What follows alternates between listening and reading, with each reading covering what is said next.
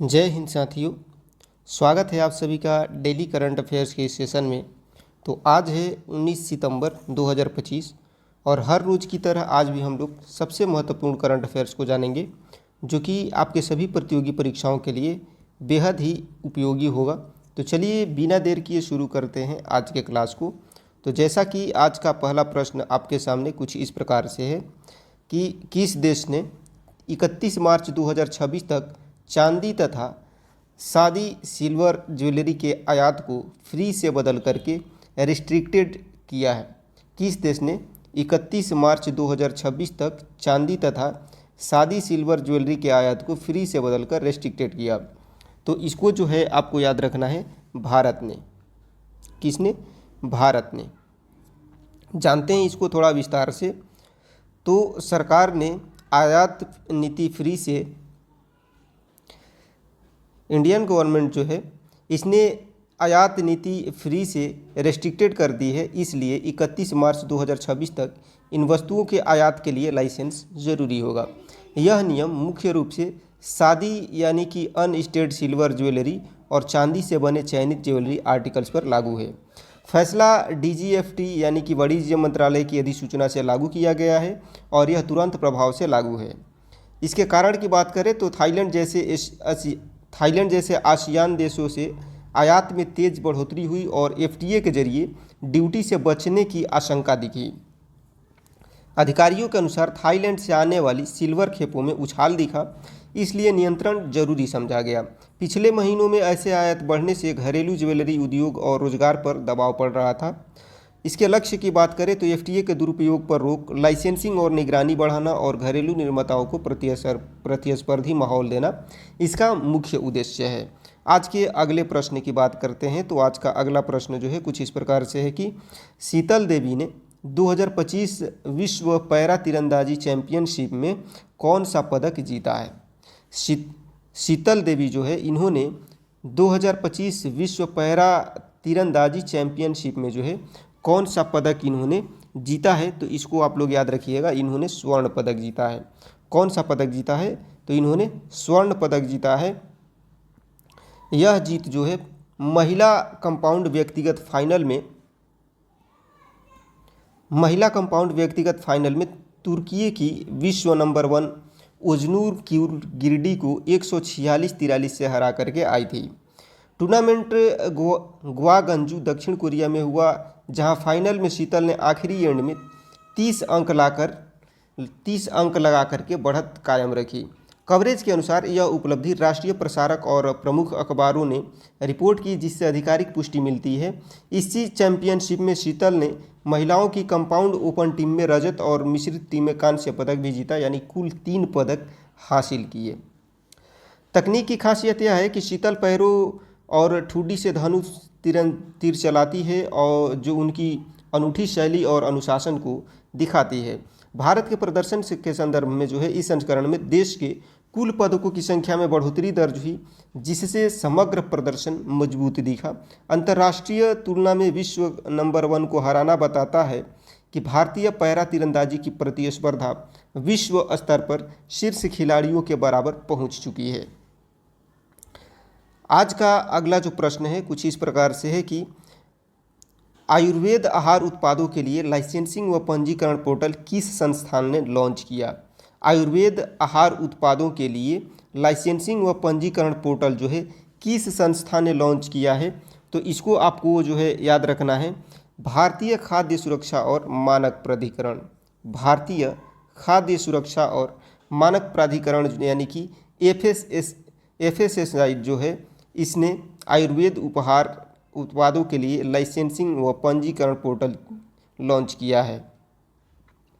जानते हैं इसको थोड़ा विस्तार से।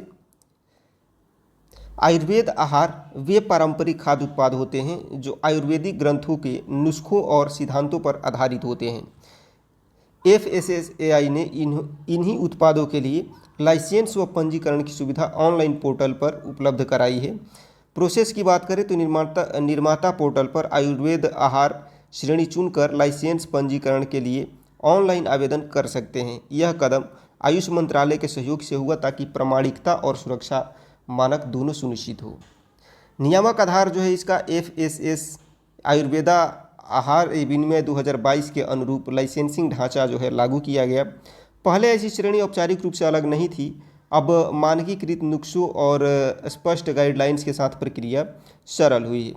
अन्य देशों में हर्बल डाइटरी प्रोडक्ट्स अलग नियमों से चलते हैं, पर आयुर्वेद आहार जैसी समर्पित श्रेणी जो है भारत की विशिष्ट पहल है।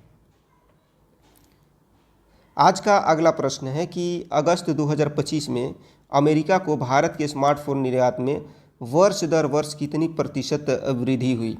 अगस्त 2025 में जो है अमेरिका को भारत के स्मार्टफोन निर्यात में जो है वर्ष दर वर्ष कितने प्रतिशत की वृद्धि हुई, तो इसको आपको याद रखना है 148%। कितना? 148% की वृद्धि हुई। यहाँ वृद्धि वर्ष दर वर्ष आधार पर है, यानी कि अगस्त 2024 की तुलना अगस्त 2025 से की गई है।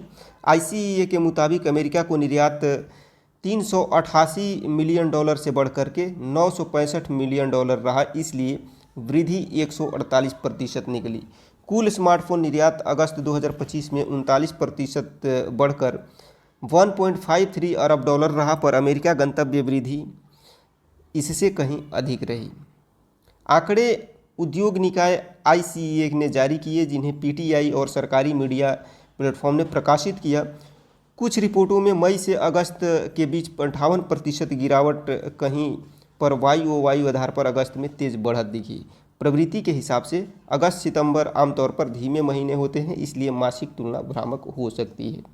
व्यापक संदर्भ में अप्रैल अगस्त 2025 में अमेरिका को निर्यात 190% उछला और आईफोन शिपमेंट ने नेतृत्व किया।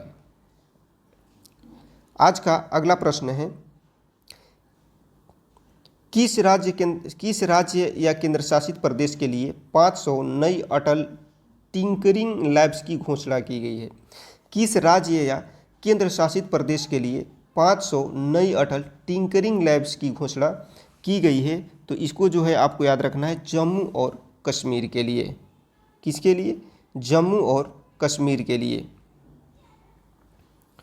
तो हुआ क्या है, तो इसके बारे में जानते हैं कि फ्रंटियर रीजन प्रोग्राम के तहत जम्मू कश्मीर में 500 नई ATL लगाने की घोषणा हुई है, जो सीमावर्ती क्षेत्रों के लिए स्वीकृत 2500 लैब्स में सबसे बड़ा हिस्सा है। नीति आयोग के अटल इनोवेशन मिशन ने कश्मीर विश्वविद्यालय में ATL सारथी और फ्रंटियर रीजन प्रोग्राम लॉन्च करते हुए घोषणा किया है इसका। इन लैब्स में स्कूल छात्रों को रोबोटिक्स, 3D प्रिंटिंग और AI जैसे उपकरणों से सीखने का मौका मिलेगा, ताकि कम उम्र में नवाचार बढ़े। जम्मू कश्मीर के लिए 100 करोड़ रुपए का प्रावधान रखा गया है, ताकि लैब्स का सिस्टम और प्रशिक्षण मजबूत हो।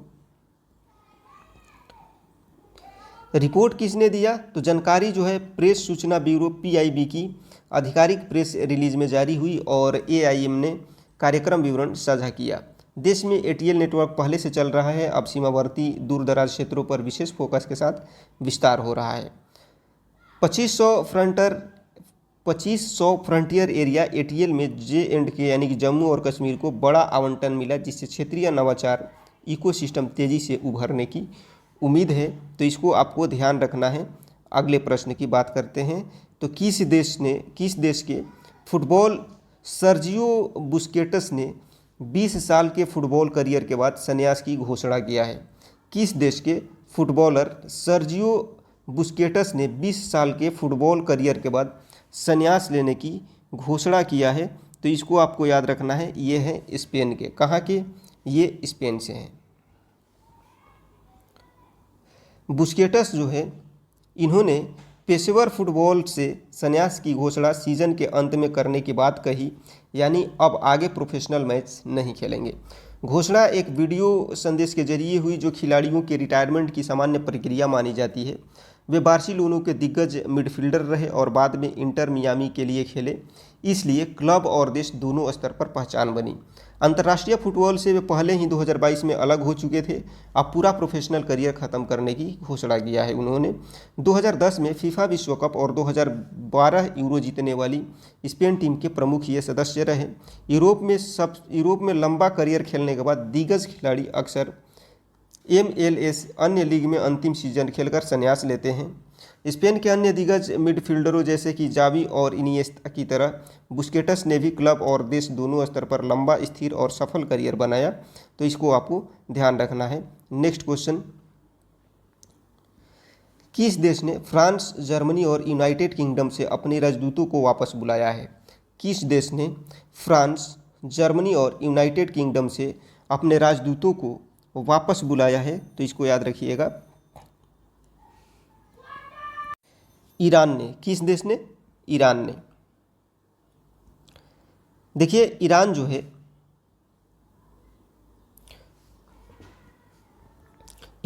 इसने यूके, फ्रांस और जर्मनी से अपने राजदूत परामर्श के लिए तेहरान वापस बुला लिए। इन तीनों देशों ने ईरान पर संयुक्त राष्ट्र के प्रतिबंधों की स्नैप बैंक प्रक्रिया सक्रिय की, जिसके विरोध में यह कदम उठाया गया। यूएनएससी संकल्प 2231 के तहत स्पेन बैंक जो है, स्नैप बैंक से जो है 30 दिन के भीतर पहले हटाए गए प्रतिबंध फिर से लागू हो सकते हैं। पुनः लागू प्रतिबंधों में हथियार पर रोक, बैलिस्टिक मिसाइल कार्यक्रम पर नियंत्रण और विदेशी परिसंपत्तियों पर पाबंदियां शामिल हैं। अमेरिका के JCPOA से निकलने के बाद ईरान ने परमाणु गतिविधियों में बढ़ोतरी की, जिस पर पश्चिमी देशों की चिंता बनी रही। चीन रूस की कोशिशों के बावजूद यूएन में प्रतिबंध टालने का प्रस्ताव पारित नहीं हो सका, जिससे स्नैप बैंक जो है आगे बढ़ा। राजदूतों को परामर्श हेतु बुलाना संबंध विच्छेद नहीं होता, बल्कि कड़े असंतोष का कूटनीतिक संकेत है। आज के अगले प्रश्न की बात करते हैं। तो अब इससे आगे प्रश्न नहीं है, तो उम्मीद करता हूं कि आज के सभी प्रश्न जो है आपको बेहतर तरीके से समझ में आ गए होंगे। तो क्लास आपको कैसा लगा कमेंट सेक्शन में मेंशन करना नहीं भूलिएगा। अच्छा लगा हो तो लाइक करिएगा, हेल्पफुल लगा हो तो दोस्तों को शेयर करिएगा, ताकि वो भी इसका लाभ उठा सके। और यदि आप हमारे चैनल पर नए हैं, आपको लगता है कि हम आपके प्रतियोगी परीक्षा की तैयारी को और बेहतर बना सकते हैं, तो चैनल को सब्सक्राइब करना ना भूलें। मिलते हैं आपसे नेक्स्ट क्लास में, तब तक के लिए सबको जय हिंद।